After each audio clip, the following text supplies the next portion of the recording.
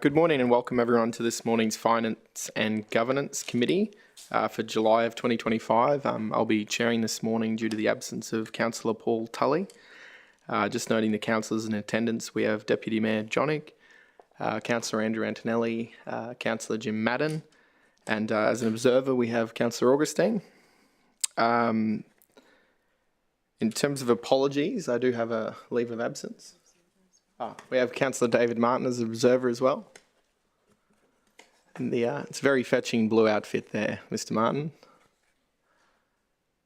So I'll proceed on to, we have apologies for Councillor Paul Tully, Mayor Teresa Harding and Councillor Marnie Doyle. So I'll move a leave of absence for them with all three in that leave of absence. Councillor Antonelli to second. Any discussion on that matter? There being no discussion, I'll put it to the vote. Those in favour? That's unanimous and carried. Do any members of the committee this morning have any declarations of interest in matters on the agenda? There being no declarations, I'll take a step back to deliver the acknowledgement of country. Ipswich City Council respectfully acknowledges the traditional owners as custodians of the land and waters we share. We pay our respects to their elders past, present and emerging as the keepers of the traditions, customs, cultures and stories of proud people. This morning we have a couple of items for business outstanding. We have the matter on notice in regards to a question about the Ipswich Arts Foundation audit. Is everyone happy with that? I've got no recommendation there. All right, well, I'll leave that as is. The other item that is business outstanding relates to a report for a lease over freehold land at 1 Turnberry Way, Brookwater at Oakmont Park. Now, this matter came forward last year in August and was deferred until September, but some other, I guess, delays arose, so it's back on the agenda today. Are there any questions of the relevant officers on this matter? There being no questions, I'll seek a mover for all of the recommendations A through C. Moved by Deputy Mayor Jonig and seconded by Councillor Antonelli. Any discussion this morning? There being no discussion, I'll proceed to the vote. Those in favour of adopting? That's unanimous and carried. Item 2 today is the confirmation of minutes for the Finance and Governance Committee of June 2025. I'll seek a mover from the floor. Moved by Councillor Madden and seconded by Deputy Mayor Jonig. Any discussion on those minutes this morning? I'll put the minutes to the vote. Those in favour of accepting them? That's unanimous and carried. Item 3 today is an amendment of term for lease over shop 3321 and 3322 Redbank Plaza in regards to the Redbank Plaza Library. Are any questions of the relevant officer this morning? Being no questions, I'll seek a mover for the one recommendation. Moved by Councillor Antonelli and seconded by Councillor Madden. Any discussion this morning? Councillor Antonelli? Yes, it would be remiss of me to not speak to this matter as it pertains to a library in Division 3, and I know that Councillor Doyle, in her absence, would also like to say a few words just to thank the Council for their ongoing commitment to this library. I do recall a number of years ago the future of Redbank Plaza Library was at risk. Very exciting that it'll have a new entry as well. I believe that new entry will ensure that it is more people will attend, as it'll be easier to find, and yeah, looking forward to the new fit out there. Thanks, Councillor Antonelli. Certainly last term we were able to refurbish the Redbank Plains Library, which has been, you'd have to say it's a safe assumption as to why the usage statistics and the sort of community appreciation of the libraries went through the roof. I think a similar thing will happen in Redbank Plaza as well. So I'm very supportive of this. Any further discussion this morning? Deputy Mayor? Just concurring with your commentary, Chair, and Councillor Antonelli's. I think that it's great for that community to have these upgrades coming, and then obviously with the increased patronage that we assume for that new entryway as well. Like, I'm really happy for that community for this to occur. Any further discussion this morning? Discussion being exhausted, I'll put the recommendation to the vote. Those in favour? That's unanimous and carried. Item 4 today is a procurement matter for the Nicholas Street Precinct and Asset Management Services. There is three parts to the recommendation. Are there any questions of the relevant officer for this? Yeah, just have one question, if I may, or a couple of questions. Hopefully the first one will resolve the issue. All right. Which officer do you think? If you have a quick look around, it may assist you. I'm imagining it may be Mr. Hepburn, but I'll seek the guidance of the CEO on this matter. All right. Well, in that instance, probably ask your question first. The question just relates to whether or not there will be some of these, the new provider of this service will be housed in Ipswich, if there'll actually be staff here full time. That's the only question I have. That is certainly my understanding through the chair. Mr. Hepburn's nodding at me. Thumbs up. Very yes? good. Yep. Well, absolutely. I know. Well, I'm certainly pleased at that, and I'm There'll sure be a that physical presence. Sorry to interrupt you. Thank you. Yep. I'm pleased to hear that, and certainly pleased on behalf of the traders as well. So thank you. Thank you. Any further questions from the committee this morning? Councillor Augustine, do you have anything as an observer, noting you're the committee chair? No, I get regular updates from Mr. Hepburn, so I was across that. Thanks, Chair.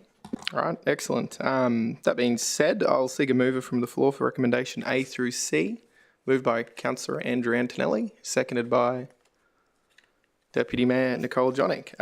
Any discussion on that this morning?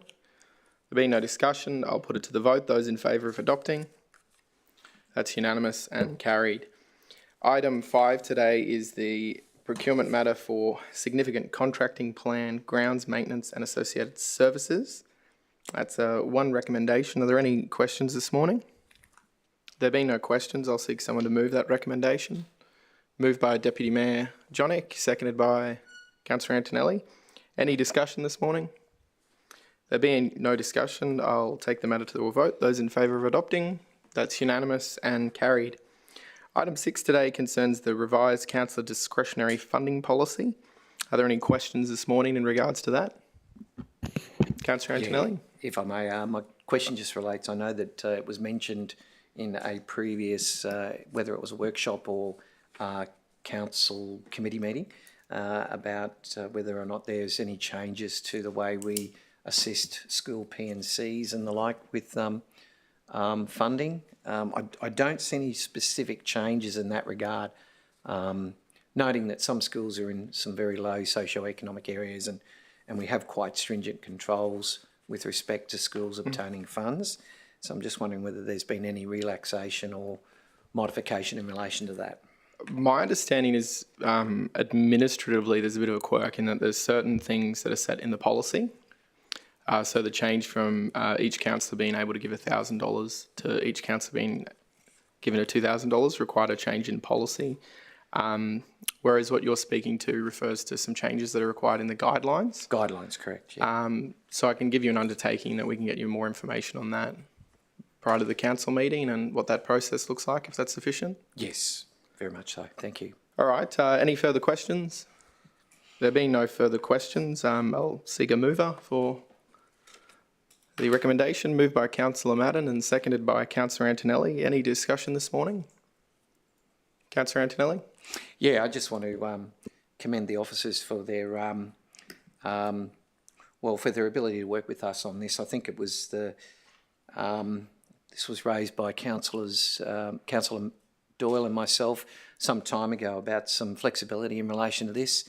We do see a number of applications come in for fairly large requests, and when we cannot assist them greatly, or we can only give them half, for instance, as an example, what they ask for, they then refuse the funding, and obviously they don't go through with the project.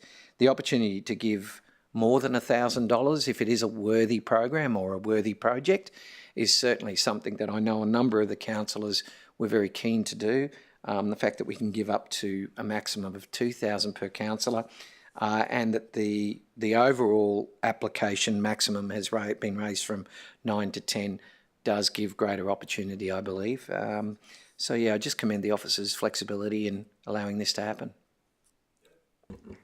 Certainly, I personally agree. When it came in at $1,000 a few years ago now, we've had nothing but few years of high inflation and other things, which we experience across our own sort of personal budgets and the council budget. So that's the same for community groups. So the ability to provide a bit of extra funding there hopefully addresses some of that sort of creep in costs that's made it hard to do things. Councillor Johnning? Thank you, Chair. I agree, and I don't think that increasing the $1,000 contribution per councillor to $2,000 was an excessive step. I think it aligns with, you know, increased costs, CPI, and it also fits with what Councillor Antonelli said when applications do come in. There are some large ones, but the majority are actually quite small as well. And so I think that divisionally, both councillors can jointly usually fund some of those smaller ones from their allocation. So I think this is going to be a great update to that policy. Thank you. And just noting, if the Chair indulges me, that it actually hasn't made a difference to the budget that we do get each year. That still is set by policy. So, and that hasn't seen a great increase. Obviously, it's aligned with our population.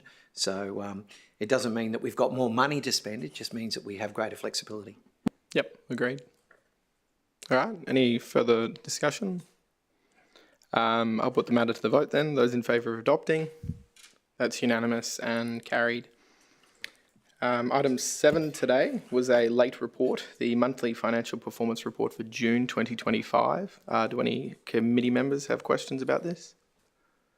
There being no questions, I'll seek a mover for the one recommendation. That's moved by Deputy Mayor Johnnick and seconded by Councillor Madden. Any discussion on the report? Councillor Johnnick?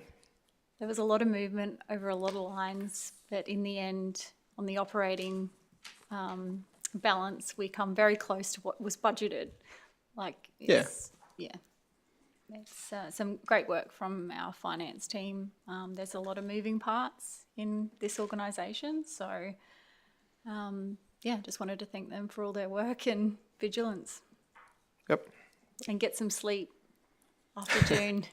Thank you. Well said. Any further comments or discussion this morning? There being no further discussion, I'll put the matter to the vote. Those in favour of adopting? That's unanimous and carried. Are there any notices of motion this morning? I don't believe there's any matters arising. Does anyone have any questions or general business for the committee? That being the case, I will declare the meeting closed at 10:52 a.m. with the Community and Sport Committee to commence at 11:02.